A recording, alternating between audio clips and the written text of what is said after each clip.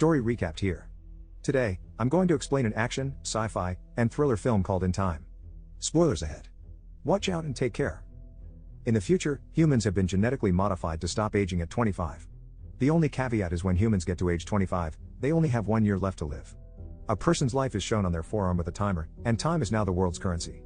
The rich can basically live forever, while the poor live their lives paycheck to paycheck, literally. Will wakes up and sees he has less than 24 hours left. He heads down and greets his mother, Rachel, who is celebrating her 50th birthday. Their celebration is cut short when they start talking about finances. Rachel says she has 3 days left on her time and reminds Will of bills and loans they need to pay. Will reassures her that he'll come up with the money. Rachel says she'll be away for 2 days working and she'll pay a loan. She tells Will he has to meet with her at a bus station so he can give her more time. She then hands Will 30 minutes so he can pay for a decent lunch. Will kisses her goodbye before heading to work. On his way to work, Will runs into a kid, Maya.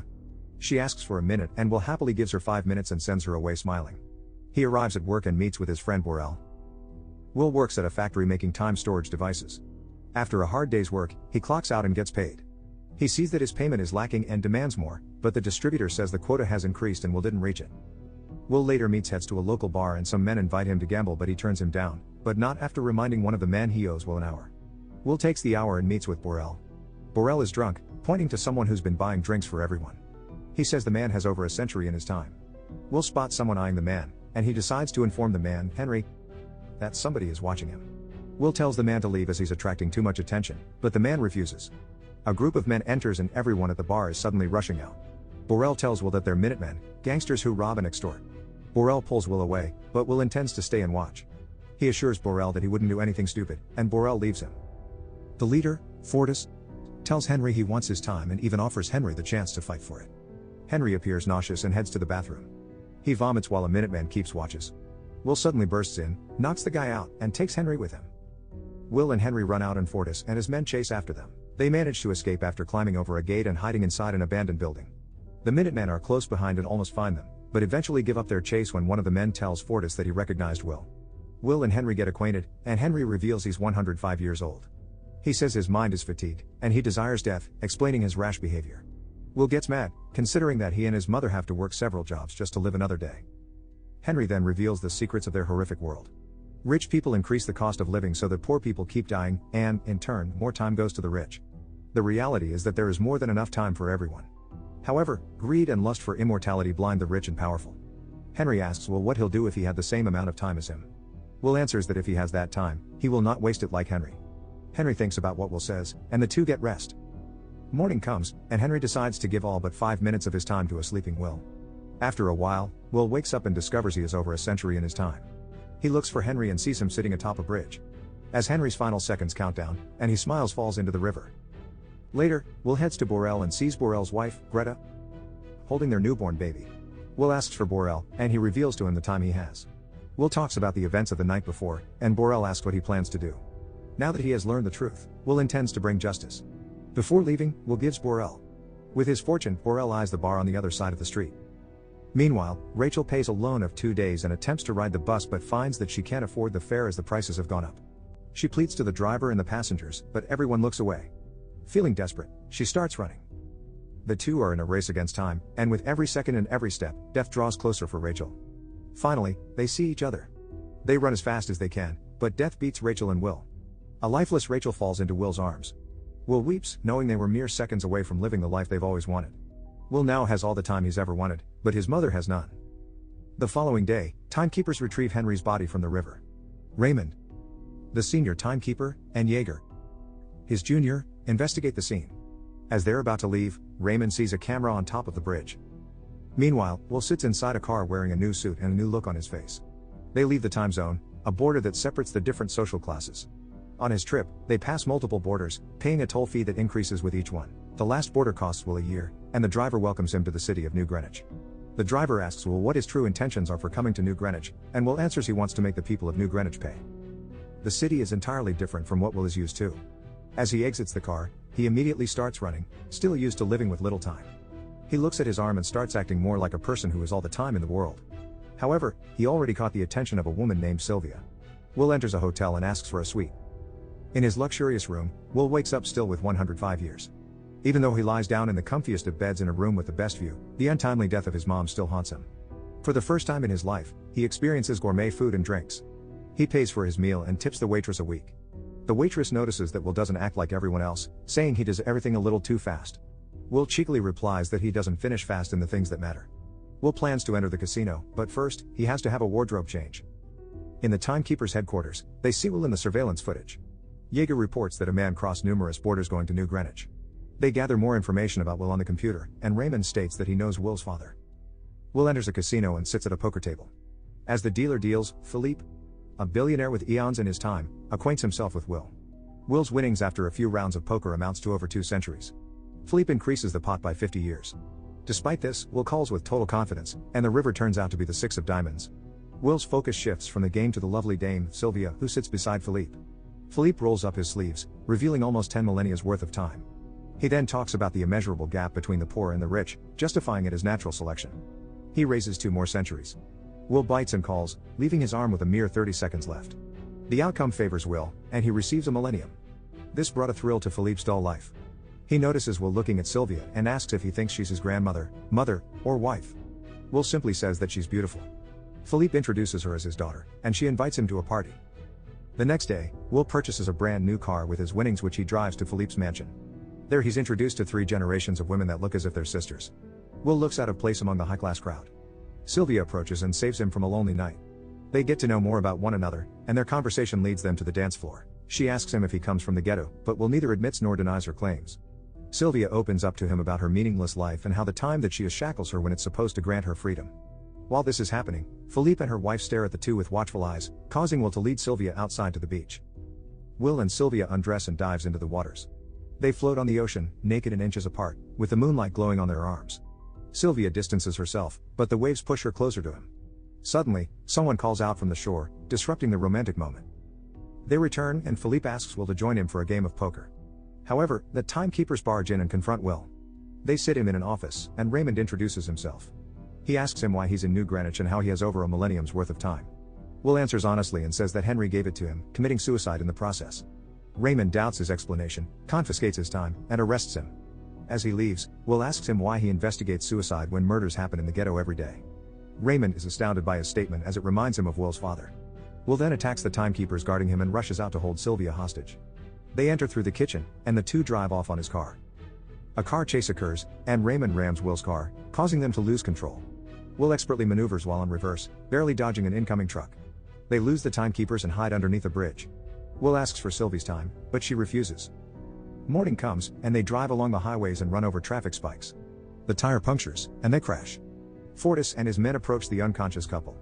He siphons time from Sylvia, but they leave in a hurry, leaving her with 30 minutes. Will gives her a few minutes, and they run off to get more time. With 3 minutes left, Will knocks on Borel's door. Greta answers and informs Will that Borel has died due to alcohol poisoning. Sylvia is in distress as she only has a handful of minutes left. Will notices her earring, and they rush to the jewelry dealer. Seeing that they're desperate, he underpays them and offers only 2 days. Will accepts, and they immediately hide as they hear the timekeeper's sirens. They walk through the city, talking about Sylvia's family business. Will asks how much they're worth, and she replies it's too much to the point that knowing it won't matter. Will calls Raymond and asks for Philippe to transfer 1,000 years to the ghetto city in exchange for Sylvia. Raymond warns him that if he continues, he'll end up dead like his father. Will says his father died fighting someone, but Raymond says Will's father was doing something more dangerous. Night arrives, and Sylvia makes herself at home at Will's apartment. She asks about his family, and Will opens up about her mother's passing. He reminisces about his father and how he was a gambler like him but on a different game. His father would play a game akin to gambling, but using his time. His father won a lot, but his acts of generosity caused his death. They find out they're around the same age, and their bond grows stronger as they share more about each other's past. Morning comes, and he observes if Philippe holds up his end of the deal. Will sees no time transfers, leaving Sylvia disappointed with her father. Despite not receiving the time, Will still intends to let Sylvia go. He escorts her to the phone booth, giving her a gun as a farewell gift, and she returns the favor with a kiss. She calls her father and berates him for not delivering what Will wants. As they talk, Will is behind her, oblivious of Raymond pointing a gun at him. Sylvia turns and sees Raymond, and without hesitation, she shoots him. Will points a gun at a bleeding Raymond, but instead of taking his time, he gives some to Raymond, and the two drive off using his car. The two are parked on the side of the main road, and Sylvia asks if he has any plans.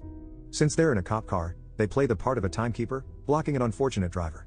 Sylvia gets too comfortable with the gun and fires a shot, scaring Will and the driver. They steal from the passenger and leaves with the new vehicle. Later that day, the two sit in the back seat and watch the news about them. Will states that she can still return to her father, but Sylvia doesn't want to return to her boring life. Will leans in for another kiss, now having time to do more than just that.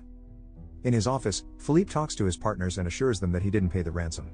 They doubt his capabilities to resolve this issue, but Raymond enters the room before Philippe gets a chance to explain himself. He tells Philippe about her daughter not wanting to be rescued. Philippe apologizes and attributes his daughter's stubbornness to Stockholm Syndrome. Raymond does not budge and informs him that he plans to arrest his daughter. Philippe tries to bribe him with his time, but Raymond remains uninterested and leaves. The next day, Will teaches Sylvia how to shoot a gun properly. They talk about Will's plan to give time to the people, and she says that she can help him get the time he needs. At the local loaning establishment, a truck suddenly crashes through the glass panes. The two pull off a heist, stealing as much time storing devices as they can. They encourage the borrowers to get as much time as they want, and they all come rushing in. Later that day, Will gives time to Greta, Maya, and even the timeline distributor who gives people time as charity. Fortis continues to harass and kill people for time. He then sees on display a reward for 10 years for the capture of Will and Sylvia. Meanwhile, Philippe watches the news about his daughter's continuous pursuits to steal from him.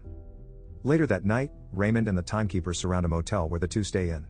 Will and Sylvia notice they're surrounded, so they jump out the window to escape. Raymond chases after them through the streets and the dark alleyways. They make their way up the roofs, and a shootout commences. They manage to board a bus, losing Raymond. Fortis continues his search for Will and Sylvia. He interrogates a group, threatening to steal their time.